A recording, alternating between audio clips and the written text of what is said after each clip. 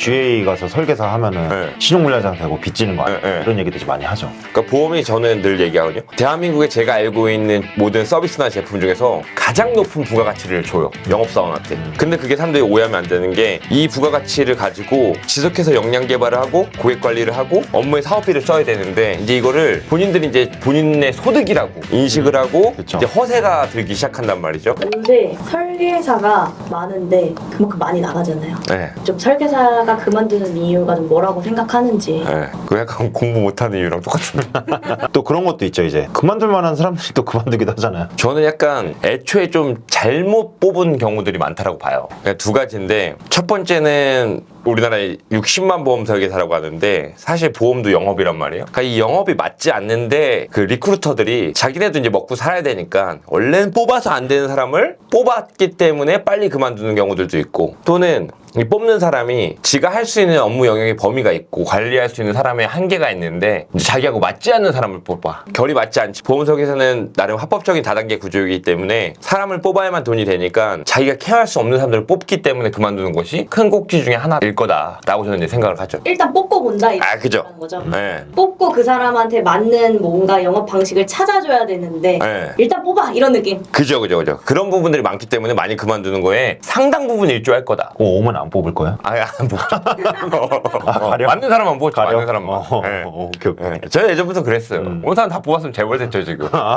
사람마다 네. 본인이 이제 장점이 하나씩 있을 거예요. 맞아요. 무기가 있을 거 아니에요. 어쨌든 영업이라고 한다면 예를 들면 내가 관계나 이런 게 좀 떨어진다 그러면 공부, 학습이나 좀 이런 걸 열심히 할 수도 있는 거고 그게 안 된다 그러면 말을 좀 잘할 수도 있는 거고 그게 안 된다 그러면 관계가 좀 좋을 수도 있는 거고 그게 아니라 그러면 나는 이것도 저것도 안 돼. 그럼 진짜 정말 성실할 수도 있는 거고 근데 뭘 하나 잘하는 게 없는데 성실하지도 못해. 그러니까 이제 금방 그만두는 거죠. 거기다 심지어는 자기가 뭘 잘하는지 뭘 못하는지도 판단이 잘 안 돼. 메타인지도 떨어지고 접근성이 워낙 쉬우니까 나 이거 한번 해볼까 하고 이제 뛰어들었다가 나랑 잘 안 맞는 것 같아 이제 그만두는 사람들이 많은 것 같다. 그러니까 사실 그 사람들은 보험뿐만 아니라 사실 뭐라도 잘 안 될 거긴 한데 또 그러니까 그런 사람들이 있으면 약간 뭘 하나 제대로 잘하는 게 없는 사람들도 있지만 근데 그 중에서 뭐 하나 좀 나을 수는 있잖아요. 네. 근데 그걸 이제 못 찾아주는 거지. 예를 들면은 그나마 좀 성실해. 그러면 예를 들어서 온라인 영업을 시키면 돼요. 블로그를 계속 쓰게 하고 잘 안 되지만은 막 유튜브를 찍게 하고 이렇게 하면 되는데 거기다 대고 그냥 계속 지인만 그냥 때려박고 있는 거야. 지인 영업하라고. 그렇지. 또 관계가 좋고 이 사람들은 좋은 모임이나 이런 데 내보내서 사람들을 만나면 잘할 수 있는 기질이 분명히 있음에도 불구하고 지가 유튜브에다 유튜버 계속 떼는 거야.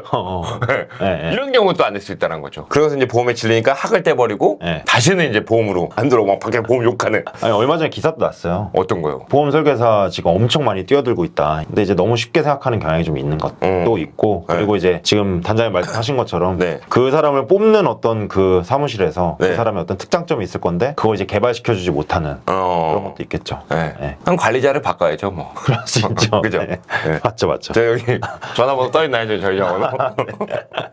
오른쪽 위에 떠 있습니다. 네. 그리고 저는 이제 그런 것도 있다고 생각해요. 사업단에 많은 인원들, 훌륭한 인원들도 많았지만 네. 아니, 신용불량자 없었나요? 신용 불량자도 있고 그것보다도 네. 최근에 입사 문의가 오는 사람들 중에 신용 불량자가 돼서 들어오는 사람도 있고 이 일을 시작하고 나서 이제 네. 신용 불량자가 되는 사람도 꽤 많이 있죠. 전 솔직히 얘기하면 저랑 같이 일했던 많은 분들이 있겠지만 그 중에서 진짜 한두 분 정도는 일을 하다가 신용불량자가 되는 분들도 봤어요.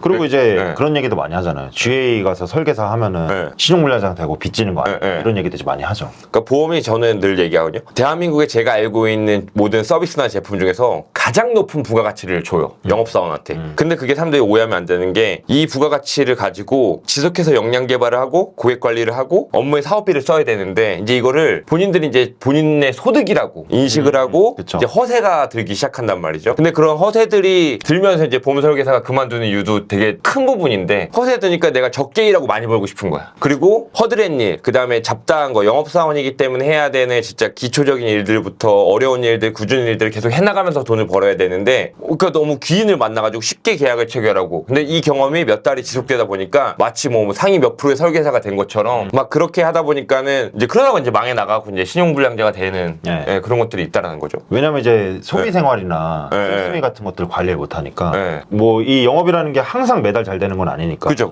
이걸 좀 관리를 해나가면서 많이 벌 때는 좀 저축도 해놓고 맞아요. 그리고 적게 벌 때는 또 다음 달을 위한 준비도 네. 하고 이런 게 네. 있어야 되는데 보험 설계사 영업 매달 시작하면은 이제 리셋된다고 얘기를 하는데 네. 한 달 살이도 못 하는 사람 사람들이 너무 많은 거야. 아, 그지. 하루살이처럼. 그러면서 재무 설계한다고. 그러니까 자기 재무가 관리가 안 네. 되는데 네. 이제 고객 재무를 관리해준다고 얘기를 하니까. 그래서 설계사는 좋은 관리자를 만나는 게 복이라는 건데 보험사는 좀 일반 회사랑 달라서 보험회사 영업조직 같은 경우는 관리자들이 특히 이제 FC들 개인의 삶에 관여하는 경우가 좀 많이 생겨요. 어쩔 수 없이. 근데 그럴 때는 관리자들이 그런 부분에 좀 적극적으로 나서가지고 소비도 좀 통제할 수 있도록 코칭도 해주고 솔선수범하고 하면서 그런 관리자를 만나야 또 보험 설계사가 좀 올바르게 일을 계속 해나갈 수가 있는데 관리자 이제 그런 걸 방만하고 이렇게